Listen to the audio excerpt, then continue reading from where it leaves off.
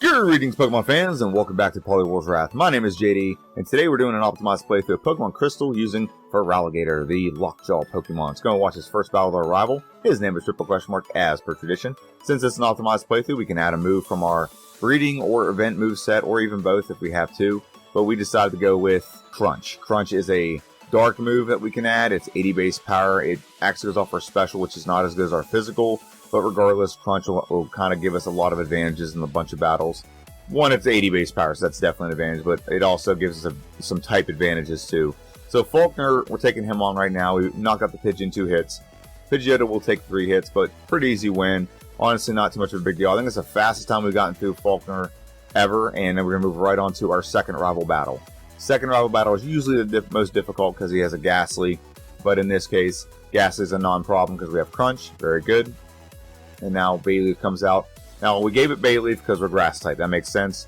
And then Razor Leaf is going to be super effective. It's just we outpace it and knock it out. And so now we're facing Zubat. Zubat will beat and go down 2 hits of Crunch. Very good. Get a pretty easy win over our rival. I'm going to move right into Bugsy's gym. Now, Bugsy is the bug gym leader. There's no type advantage here for either of us. So we just got to use some raw power and knock him out. So it's a 1-shot on the Metapod, 1-shot on the Kakuna. Scyther comes out. And Scyther is going to be at least a 2-shot. Okay, it's going to be a 3-shot. And we get a 3-hit knockout on the Scyther. And now we're going to learn Bite. We don't need to learn Bite. Bite is a weaker version of Crunch, so it's not necessary. So we beat Faulkner, and we're going to move right on to the Forest, where we're going to go pick up this move. We're trying to get the potion there. That's why we're spinning in circles. And then we're going to talk to this guy with some green hair staring at trees, and he's going to give us Headbutt. Headbutt will be a big increase over Scratch, so that's why we added Headbutt. And we're also added a couple other moves as well. Well, we added one move at this point, and that was Ice Punch. Ice Punch is a 75 base power ice move. It goes off our special. So again, not coinciding with our best stat. But regardless of that, we're going to move right on to take on Whitney. And Whitney's going to come out with the Clefairy. We're going to go for Crunch. Crunch is a 2-shot. Very good. And now we're going to move on to Miltank. Miltank can be tricky because if she gets that roll-out going, she can do a lot of damage. But she doesn't. We use Headbutt, we get a flinch, and we beat Whitney with no problem at all. We beat Whitney, we're going to move right on to the rock tree thing known as Sudowoodo. Sudowoodo will be sitting here waiting for us to squirt some water on him. Once we do, it gets a little bit of enraged and comes after us. And now we're going to use Ice Punch. We might want to use Water Gun. Water Gun right there will knock it out. Very good. We beat Sudowoodo, move right on to the Komodo Girls. Now we're flying through this pretty early. This is a little bit later in the video. But this is an optimized playthrough with a Pokemon that's very fast and obliterates this game. Like, we're 16 minutes in, and we're already at the Komodo Girls. So the Komodo Girls, I'll take an opportunity to talk about the channel. I did just change the name. It's changed it from JD's Nerdverse to Poliwhar's Wrath. So what I'd like you to do is like, share, subscribe. You can basically get this all the time. Liking, it just gets the algorithm going. Commenting gets the algorithm going even better because they're not going to engage back. And then subscribing makes it so YouTube thinks you'll come back and watch more content like this. So that's why subscribers are pretty important. I'm up to 490 subscribers. So I get that next milestone is like 500. So I want to get to that. And you guys could definitely be a help to that. So we got one more Komodo Girl to take out. And it's the Jolteon one, which is the one we're probably the weakest to. However, Headbutt just obliterates it. And we get Surf from this guy here.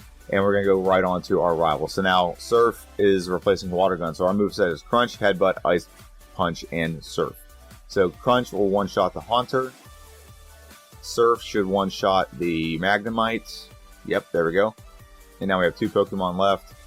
Zubat and Bayleaf both are weak to ice. We actually freeze the Bayleaf so he doesn't get a chance to hit us. And then Zubat, we knock it out in one go. Very good, very easy win over our third rival battle, which is going to transition us into our Morty fight. Now, Morty is the Ghost/Poison Gym leader. He's going to come out with a Ghastly. And Crunch is super effective against every one of these, so I would be very surprised if we didn't 1-shot everything. So 1-shot on the Ghastly, 1-shot on the Haunter. Gengar comes out, 1-shot on the Gengar. It looks like we're going to get this done in just under 20 minutes. We're going to knock out all of his Pokemon. Very good. We beat Morty at 20 minutes and move right on to Chucky Boy. Old Chucky Boy is going to bring out some Pokemon with him. He's going to bring out his Primeape and his Poliwrath. So Primeape comes out first. We're going to go for Surf. It's going to be a 2-shot on the Primeape. So our defense is lowered, so hopefully we don't get hit by a Dynamic Punch. But we're going to go for Headbutt, get the flinch, And we do get hit by Downing Punch. Doesn't do that much damage. Actually just tickles us, confuses us a little bit. We beat old Chucky boy and move right on to Ampharos. He's kind of sick. We're going to kick him while he's down. He's going to be a very easy battle. No, I'm just kidding. We actually give him the medicine. He feels very, very good now. He feels very grateful, flashes us. And now we can take on Jasmine, the gym leader. So Jasmine's going to come out with 2 Magnemite and a Steelix.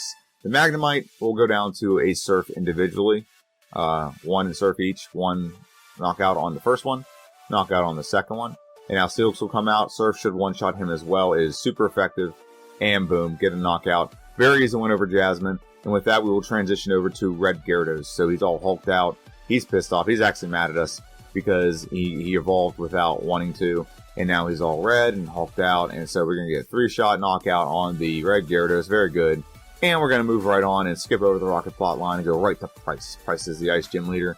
And he's going to come out with a Seal. Seal's going to come out. We don't really have a great move for him, so we're just go for Crunch. Crunch is a good special move. It's a 2-hit knockout, very good. Gong's next. Return is a 1-shot, extremely good. And with Power Swung coming out, it's part ground, so Surf is super effective against him. Price is a cakewalk, as he usually is, except whenever I played with Unknown. So Price is a cakewalk, and we move right on to our 4th rival battle. This rival battle is in the underground of the Rocket's plot, or whatever you want to call it.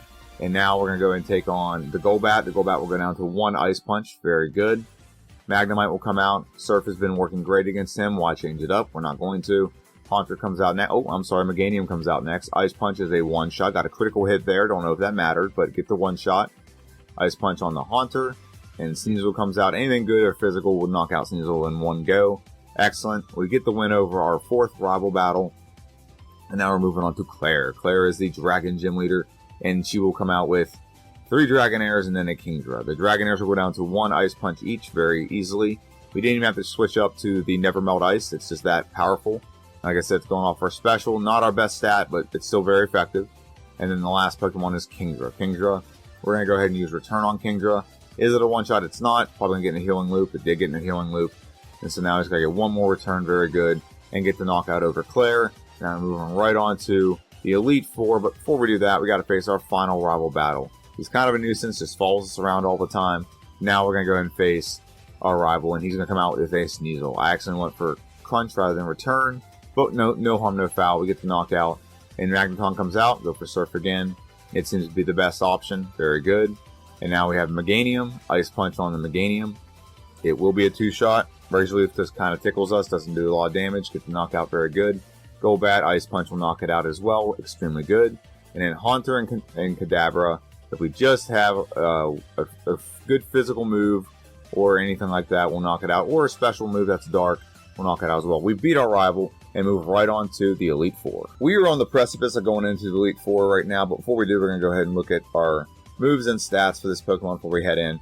So first off, the moves, we actually have some items we can hold. We have the Pink Bow and we have the Never Melt Ice. Those are really the only 2 that are useful with this Pokemon going in here. We didn't get anything to increase Crunch. We forgot to grab the Mystic Water. Not a big deal. We don't really need it. But I'm just telling you, those are the items we can hold that some we skipped out on, and we have 2 that we can really use in this place in here. You can also hold a berry to cure like confusion or paralysis or whatever. But our moves are Return, Crunch, Ice Punch, and Surf. I don't plan on changing that at all throughout the course of the Elite Four battles. So that'll stay the same. That'll stay pretty stagnant. And then the stats, before they are modified, our attack is 150, defense is 144, special attack is 123, special defense is 127, and speed is 123. And in the bottom left corner, you can see that those stats are modified with the coinciding badge that boosts those stats. So without further ado, let's go and get into the Elite Four. And this is going to be a very fast Elite Four run. And we're going to have Will come out first. He is a Psychic trainer, and he's going to lead first with Xatu. So Xatu comes out, which means we can just go for Crunch. This is all Psychic. Psychic Pokemon are weak to Dark, so I think the smart thing to do is just go for Crunch across the board, or Ice Punch. I mean, either one's going to work on Executor, but everyone else should be Crunch. Crunch will be a 1-shot on, oh, not a 1-shot on the Jinx. It's special, that's why. So we get put to sleep, so this battle becomes a little more interesting than it has to be, but as soon as we wake up, we're going to obliterate her, and we're going to obliterate the rest of the team. But she has a very high special defense. It's not super high, but it's high enough that she survived the Crunch, which she's weak to, and then Crunch on the Slowbro, returns actually a 2-shot, didn't want to take a chance. And then the last Pokemon is Xatu, so we can actually probably knock him out with three moves. Crunch, Return, or even Ice Punch would probably get the job done. Probably Surf would too, to be honest with you. So we beat Will, and we're going to move right on to Koga. Koga is the poison specialist, and he's going to lead out with his Ariados. Ariados comes out. Surf is going to be a one-shot, very good. He's going to follow that with a Venomoth. Go for Surf on the Venomoth. That's not a one-shot. He went for Psychic. I'm glad he did. I don't want him to go for Toxic, because then Fortress will just stall you out for like 5 turns. So Fortress gets knocked out 2 hits, 1 Surf, 1 Ice Punch. Muck comes out, and we're going to go for Return on the Muck. And it's a 2-shot. It minimized up in its evasiveness, but did not work at all. And Return ends up being a 2-shot. We should have gone for Ice Punch to get-go. We might have knocked it out in one go. It's the same amount of damage. It doesn't matter. But we get the knockout. We get hit a little bit, but Koga is really a non-factor. And we're going to move right on, and we're going to take on Bruno. Bruno is also pretty much a non-factor. We do have some decent moves here. So we're going to go ahead and go for... First thing we do is go for Surf. Surf is going to be a 2-shot on the Hitmon top. We survive a dig, and, well, I mean, we survive a dig. We barely tickled us. So Return is going to be a knockout on Hitmonchan. Hitmonlee comes out. Is Return a knockout on him? It is. You'd think that fighting-type Pokemon have better defense. Return is not going to be a knockout on Hitmonchan, but it's going to get a 2-shot. We survive a cross-chop. We tank it pretty well. And we go for a Return on accident. And we're going to use Surf and finish off the Onix. So far, so good. The Elite Four has been pretty much a quick run. But now, here comes out Karen. And she's usually the biggest headache we have to deal with. Umbreon comes out. And on Umbreon, we're going to go for Surf. Surf will get the low to be a 3-shot. And we do get her actually lower by 1 stage. That's not great. Vileplume comes out next because we're weak to Vileplume. Ice Punch is a 2-shot. We get paralyzed, so we're going to try to fight through this paralysis and see if we can still win the battle. Gengar comes out. We hit a Earthquake, knock it out. We did get Cursed, so now it can get really bad if paralysis decides not to let us attack. Ice Punch is a 1-shot on the Murkrow. And so what happens with the Houndoom? We hit a Surf, we knock it out. That's what happens. Very good. We get a win, even though we were paralyzed, even though a lot of things went south in that battle. We did very well. This Pokemon is flying through this game. We're looking at a sub 1 hour run, and as long as Lance doesn't take forever. So Lance comes out. We're going to go for Return.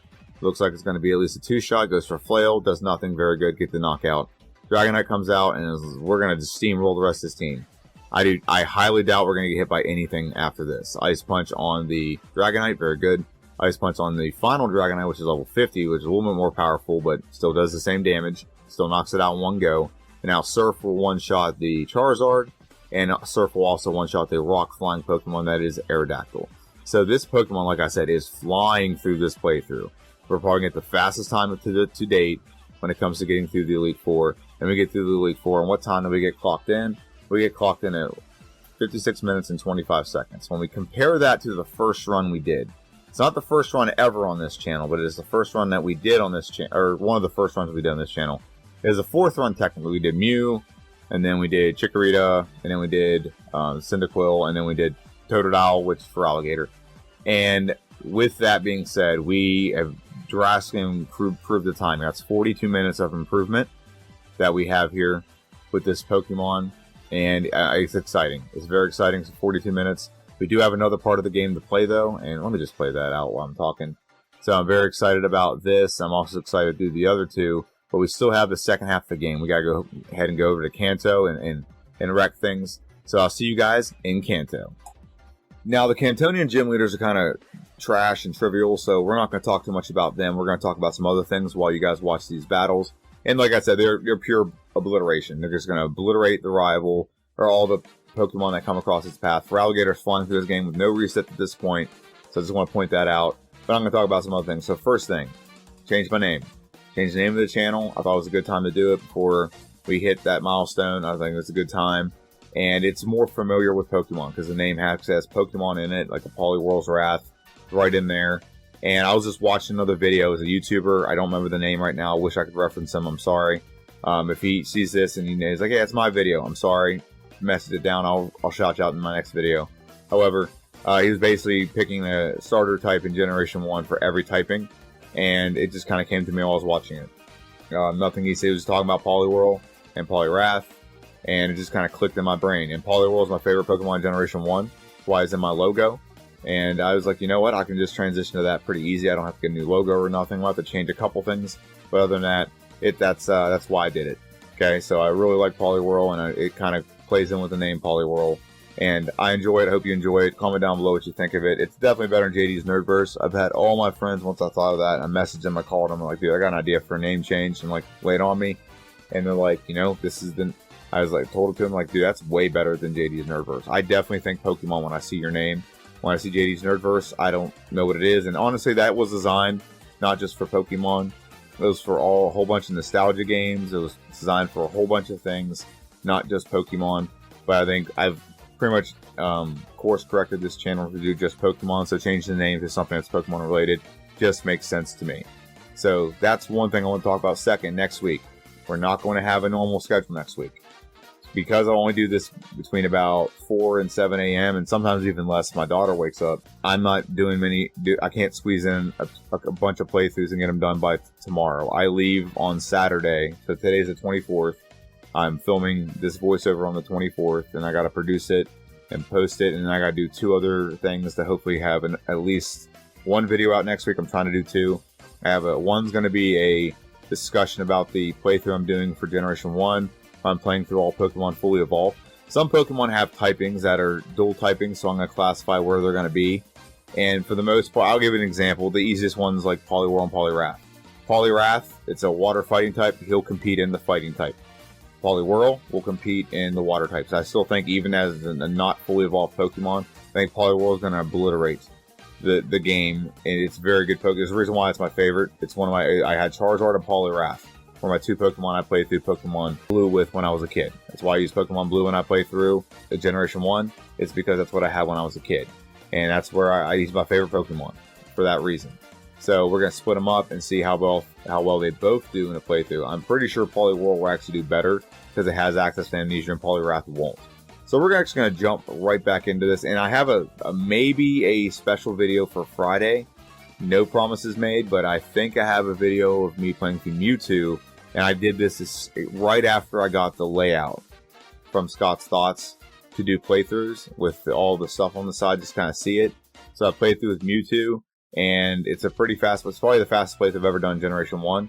And I'm going to try to get that edited cut down in voiceover so you guys can enjoy it next Friday. But for sure, on Wednesday will be a video about the playthrough I'm doing with all the types in Generation 1.